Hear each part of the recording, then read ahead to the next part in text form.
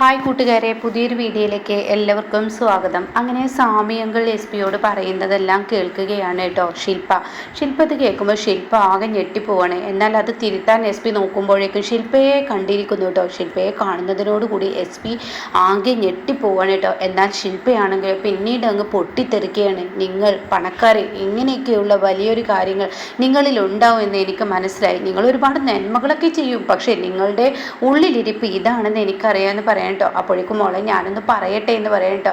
ഇതേ സമയം ഇത് കേൾക്കുന്ന സ്വാമികൾ പറയാണ്, എന്തിനാ ഈ കുട്ടി ഇത്ര വല്ലാതെ അഹങ്കാരം കാണിക്കുന്ന? അതിൻ്റെ ഒന്നും ആവശ്യമില്ല. ഇവിടെ ഇപ്പോൾ കാര്യങ്ങൾ ഞങ്ങളൊന്ന് പറയട്ടെ എന്ന് പറയുമ്പോഴേക്കും അതെ മതി, നിങ്ങൾ ഒരു കാര്യവും പറയണ്ട, നിങ്ങളുടെ ഒരു സഹായം എനിക്ക് വേണ്ട, എനിക്ക് തനിയെ പോകാൻ അറിയാം, നിങ്ങളുടെ ഒരു സഹായം എനിക്ക് വേണ്ട. കാരണം നിങ്ങളെപ്പോലെയുള്ള വിശ്വാസന്മാരെ വിശ്വസിച്ച് പോകുന്നതാണ് ഞങ്ങൾക്കൊക്കെ പറ്റുന്ന തെറ്റ്. ഞങ്ങൾ പാവപ്പെട്ടവരാണ്, അത് ഏറ്റവും വലിയ തെറ്റ് തന്നെ എന്ന് പറഞ്ഞിട്ട് ശില്പ അവിടെ നിന്ന് ഇറങ്ങി പോകുമ്പോൾ ഉടൻ തന്നെ എസ് പി പറയുകയാണ്, ഞാനൊന്ന് പറയട്ടെ, അതിനു മുന്നേ നീ ഓടിപ്പോവല്ലേ എന്ന് പറയാൻ ശ്രമിക്കൂട്ടോ. പക്ഷേ ആ സമയം ശില്പ അത് കേൾക്കാൻ നിൽക്കില്ല കേട്ടോ. അപ്പോഴേക്കും ഉടൻ തന്നെ എസ് പിയോട് സ്വാമികൾ പറയാണ്, എന്തിനാ ആ അഹങ്കാരിയായ പെണ്ണിൻ്റെ കൂടെ പോവാൻ നിൽക്കുന്നത്? എസ് പി ഇവിടെ നിന്ന് നിന്നേ എന്ന് പറയാം കേട്ടോ. നീ എന്നെ ദേഷ്യം പിടിപ്പിക്കണ്ട. അപ്പോഴേക്കും അവിടെ സിസ്റ്റർ എത്തിയിട്ടോ.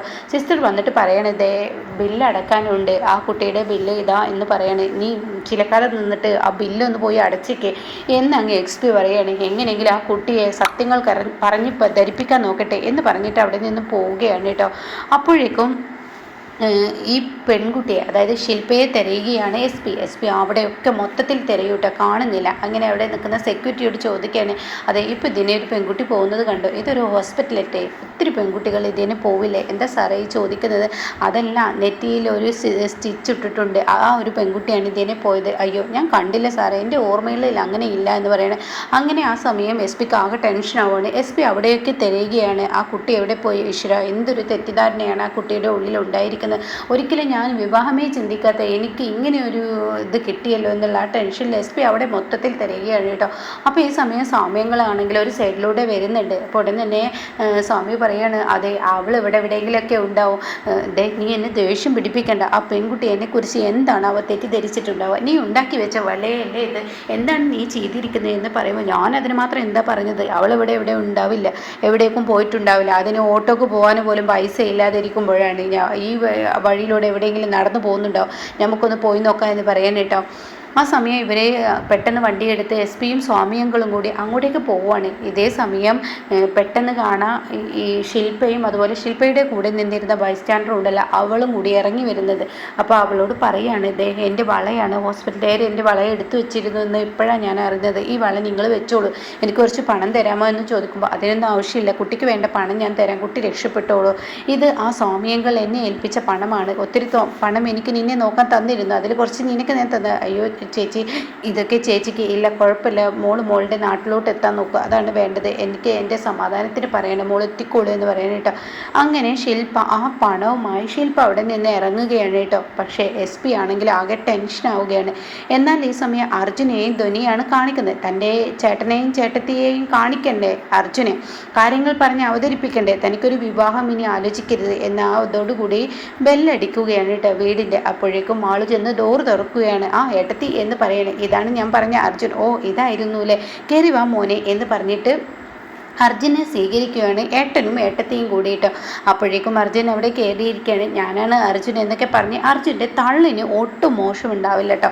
എന്നാൽ ഈ തള്ള അത്രങ്ങ് കേൾക്കാൻ വയ്യ. പിന്നീട് ചേച്ചിയാണെങ്കിലോ, ചേച്ചി ഞാനൊരു ചായ ഇടാം, അതാണല്ലോ പെണ്ണ് കാണലിൻ്റെ ആദ്യ ചടങ്ങ് എന്നൊക്കെ പറഞ്ഞ് ചേച്ചി ചായ ഇടാൻ വേണ്ടി പോവാണ് കേട്ടോ. അപ്പോൾ ധോനിയും കൂടെ പോകുന്നുണ്ട്. ഇതേ സമയം എടി ആള് കൊള്ളാം, കുഴപ്പമൊന്നുമില്ല, തെറ്റ് പറയാനൊന്നുമില്ല എന്ന് പറയണേ. ഇതേ സമയം ചേട്ടൻ ചോദിക്കുകയാണ്, എന്താണ് കാര്യങ്ങൾ എന്നൊക്കെ ഇങ്ങനെ ചോദിക്കുമ്പോൾ ഉടനെ അർജുൻ പറയാം, ഞാൻ പറയാം, കാര്യങ്ങൾ അദ്ദേഹം വളച്ചു കെട്ടില്ല, ഞാനൊരു പെണ്ണ് കാണാൻ ചടങ്ങിന് വന്നതെന്നല്ല, സത്യത്തിൽ ഞാനുള്ള കാര്യങ്ങൾ എന്താണെന്ന് പറഞ്ഞു തരാം. അപ്പോഴേക്കും ഇവിടെ എടി അവന് എന്താ ഇടേണ്ടത്, ഇവിടെ ബേക്കറി ഒന്നും തന്നെ ഇല്ല, ഒരു പെണ്ണ് കാണൽ ചടങ്ങിന് ബേക്കറിയൊക്കെ കൊടുക്കണ്ടേ എന്ന് പറയുമ്പോൾ അർജുൻ ഇവിടെ തൻ്റെ ഏട്ടനോട്, അതായത് ധ്വനിയുടെ ഏട്ടനോട് കാര്യങ്ങൾ പറഞ്ഞു തുടങ്ങണം കേട്ടോ. അതെ ഞാനല്ല ചെറുക്കൻ, നിങ്ങളെല്ലാവരും തെറ്റിദ്ധരിക്കേണ്ട, അവൾ സ്നേഹിക്കുന്ന അവൾ ഇഷ്ടപ്പെടുന്ന ചെറുക്കൻ ആര്യനാണ് എന്നുള്ള കാര്യം പറഞ്ഞു കൊടുക്കുകയാണ് കേട്ടോ. അപ്പോഴാണ് ചേച്ചി ഇത് കേൾക്കുന്നത്. അപ്പോൾ ചേച്ചി ഇത് കേൾക്കുന്നതിനോടുകൂടി തിരിച്ചു വരികയാണ്. അപ്പോൾ ഉടൻ തന്നെ ചായ ഇട്ടില്ലേ എന്ന് അർജുൻ ചോദിക്കുമ്പോൾ ഉടൻ തന്നെ ചായ ഇട്ടില്ല, കാരണം ചായക്ക് പാലില്ല, എനിക്ക് കട്ടൻ ചായ ഇഷ്ടം, അതിന് എന്ന് പറഞ്ഞിട്ട് സംസാരം ഇവിടെ കട്ടനുമില്ല എന്ന് പറയാണ്. അപ്പോഴേക്കും അവർക്ക് ദേഷ്യം പിടിക്കുകയാണ്. അപ്പോൾ അർജുൻ പറയാണ്, എന്തായാലും ഞാൻ പറയാം, ഇവിടെ സ്നേഹിക്കുന്ന ചെറുക്കൻ ആര്യനാണ്, സ്നേഹിക്കുന്നു എന്ന് പറയാൻ പറ്റില്ല, ഇവളെ കണ്ടെത്തിയിരിക്കുന്ന ചെറുക്കൻ ആര്യനാണ്, അവളുടെ അച്ഛനെയാണ് ഇപ്പോൾ കണ്ടിരിക്കുന്ന എസ് പി ഇവൾ നന്നായി കയ്യിലെടുത്തിട്ടുണ്ട്, എസ് പി പറയുന്നത് പോലെയാണ് കാര്യങ്ങൾ നടക്കുന്നത്, എസ് പി ഒരു വാക്ക് മിണ്ടിക്കഴിഞ്ഞാൽ പിന്നെ മക്കളൊന്നും പ്രതികരിക്കില്ല എന്നൊക്കെ പറയുമ്പോൾ ധ്വനി പറയണേ, ഉള്ളതുപോലെ പറഞ്ഞാൽ മതി എൻ്റെ അർജുൻ, നിൻ്റെ തള്ളു നിർത്തി എന്ന് പറയാൻ കേട്ടോ. അപ്പോഴേക്കും ചേട്ടൻ പറയാണ്, ധ്വനി നീ പറഞ്ഞാൽ മതി, അവൻ പറയണ്ട, അവൻ്റെ തള്ളു ഓവറാണ്, ഇത് അത്ര അങ്ങ് സഹിക്കാൻ പറ്റില്ല എന്ന് പറയാൻ കേട്ടോ. അയ്യോ അങ്ങനെ പറയില്ലേ എന്ന് അർജുൻ അപ്പോഴേക്കും പറയാണ്. ഇത് കേട്ടോടെ തന്നെ ധ്വനി പറയാം, ഞാൻ കാര്യങ്ങൾ പറയാം, വേണ്ട ഞാൻ തന്നെ പറയാം, അതായിരിക്കും നല്ലത്. അപ്പോൾ ചേച്ചി പറയാനും, അല്ല നീ പറയണ്ട, ധ്വനി പറഞ്ഞാൽ മതി, അല്ല ഞാൻ പറയാം, അതെ ഇവൾ സ്നേഹിക്കുന്നത് ഒരു ഇഷ്ടപ്പെട്ടിരിക്കുന്ന ആര്യൻ എന്ന് പറയുന്ന പയ്യാണ്, ഇത് എസ് പി ഗ്രൂപ്പ് എന്നൊക്കെ പറഞ്ഞു കേട്ടിട്ടില്ല, ആ എസ് പി ഗ്രൂപ്പിൻ്റെ അതിൻ്റെ മുതലാളിയായ എസ് പിക്ക് ആകെ 2 മക്കളാണുള്ളത്, ഒന്ന് ആണും പെണ്ണും, അതിൽ എസ് പി പറയുന്നത് പോലെയാണ് കാര്യങ്ങൾ, അപ്പോഴേക്കും തള്ളല്ലേ എന്ന് ധ്വനി പറയണം. അപ്പോൾ ധ്വനി കാര്യങ്ങൾ പറയുകയാണ്, ഇവൾക്ക് ഇഷ്ടപ്പെട്ടിട്ടുണ്ട്, എസ് പി പറഞ്ഞാൽ തീർച്ചയായും മകനോട് കാര്യങ്ങൾ അവതരിപ്പിച്ച് ഇനി ഇവിടെ ഒരു പെണ്ണ് കാണാൻ ചടങ്ങിന് വരും, അത് കേട്ട ഉടനെ അപ്പോൾ പെണ്ണ് ചെറുക്കനും തമ്മിൽ ഇതുവരെ നല്ലപോലെ ചെറുക്കൻ കണ്ടിട്ടില്ല, അപ്പോൾ ഇനി അത് അവിടെ വിട്, പെണ്ണ് കാണാൻ വരുമ്പോഴല്ലേ, ഇവിടെ പെണ്ണ് കാണാൻ വരുമ്പോൾ അപ്പോൾ സ്വീകരിക്കാം, ഇപ്പോൾ എന്തായാലും അതിനെക്കുറിച്ച് നിർത്ത്, ഇനി സംസാരം വേണ്ട എന്ന് പറയട്ടോ. അപ്പോൾ ഇതെന്താ ഇങ്ങനെയൊക്കെ പറയുന്നത് എന്ന് അർജുൻ ചോദിക്കുകയാണ്. അപ്പോൾ ഉടൻ തന്നെ തൻ്റെ ഏട്ടൻ, അതെ അതിനെക്കുറിച്ച് സംസാരം ഇനി ഇവിടെ നിർത്ത്, അല്ല ഞാനിവനെ കൊണ്ടുവന്നത് ഏട്ടാ, എനിക്കിനി നിങ്ങൾ പെണ്ണെന്നും ചെറുക്കനെന്നും പറഞ്ഞിട്ട് ഓരോരുത്തരും ഇവിടെ കയറ്റിക്കൊണ്ടുവരരുത്, എനിക്കൊരു ഓൾറെഡി ഒരു കല്യാണം ഉറപ്പിച്ചിരിക്കുന്നു എന്ന് അറിയിക്കാൻ വേണ്ടി. ഓഹോ ശരി എൻ്റെ ധ്വനി, നീ നിർത്ത് മാളും, എന്തായാലും കാര്യങ്ങൾ നമുക്ക് നല്ല രീതിയിൽ തന്നെ പറഞ്ഞിതാക്കാമെന്ന് പറയുമ്പോൾ അർജുൻ ശരി എന്നാൽ ഞാൻ പോട്ടെ, ഞാൻ ഇവിടെ നിന്നിട്ട് കാര്യമില്ലല്ലോ, എൻ്റെ റോള് കഴിഞ്ഞു, ഞാൻ അങ്ങ് പോകുന്നു എന്ന് പറഞ്ഞിട്ട് അർജുൻ പോകുമ്പോൾ, അതെ നീ ഒന്ന് നിന്നേ, നീ പോകാൻ വരട്ടെ, നീ ഊണ് കഴിച്ചിട്ട് പോയാൽ മതി. എന്ത് ഊണ് കഴിച്ചിട്ടോ?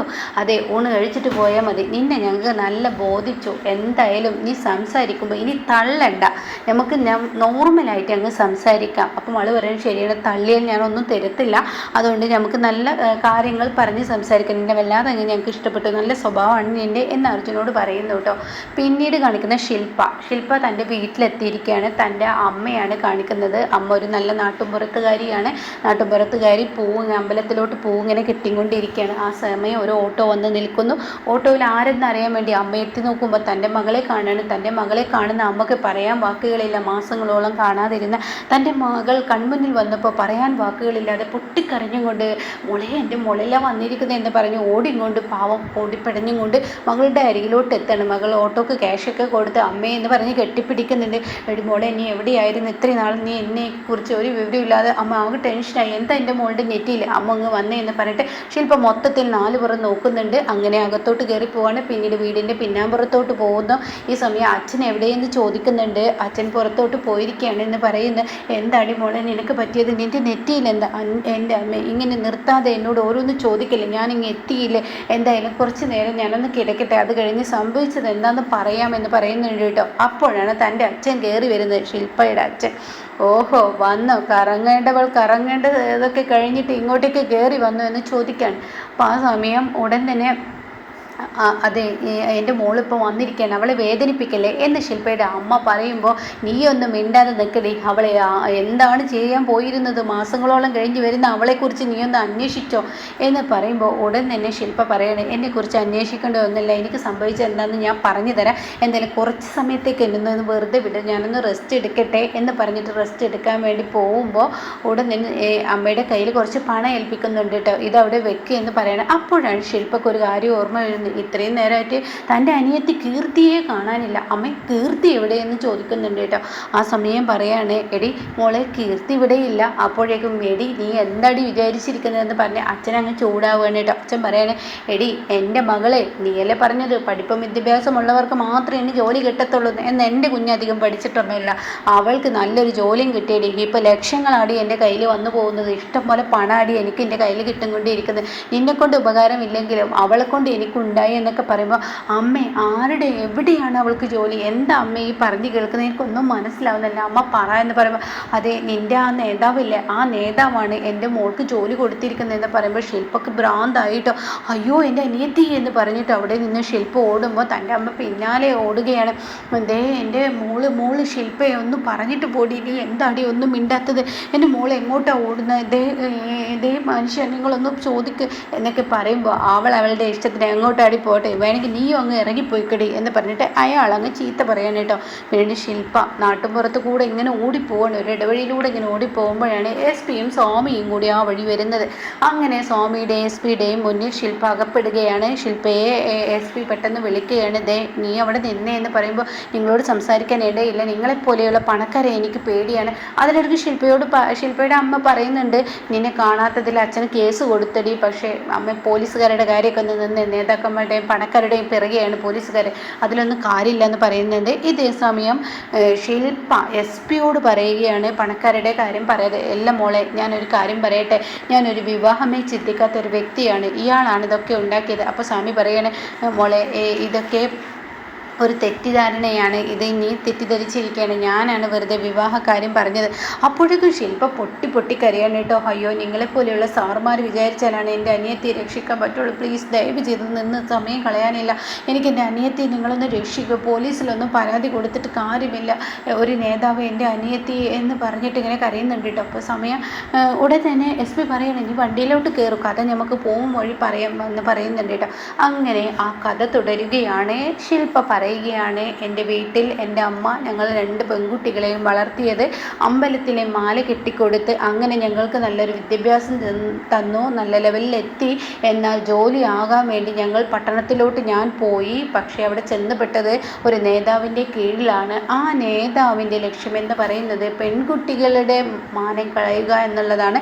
അയാൾ എന്നെ ജോലി എന്ന പേരിൽ എന്നെ കൊണ്ടുപോയി റൂമിലോട്ട് അകപ്പെടുത്തി, പിന്നീട് അയാൾ എന്നെ കീഴ്പ്പെടുത്താൻ ശ്രമിക്കുന്ന ആ രംഗം.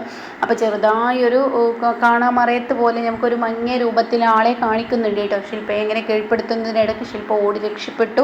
അങ്ങനെ രക്ഷപ്പെട്ട് ഓടി വരുന്നതിനിടയ്ക്കാണ് SP-യുടെ കാറിന് മുന്നിൽ ഞാൻ പെട്ടതെന്ന് ശില്പ പറഞ്ഞു കൊടുക്കുകയാണ് കേട്ടോ. അങ്ങനെ ഈ സമയം ഈ കാര്യങ്ങളെല്ലാം കേൾക്കുമ്പോൾ ഉടൻ തന്നെ സ്വാമിനാഥൻ സ്വാമികൾ പറയാണ്, അല്ല ഇത്രയും നേരം നീ കഥ പറഞ്ഞു, പക്ഷേ ഇതിൽ യഥാർത്ഥ ആ നേതാവിൻ്റെ പേര് തന്നെ നീ ഇത്രയും പറഞ്ഞില്ലല്ലോ.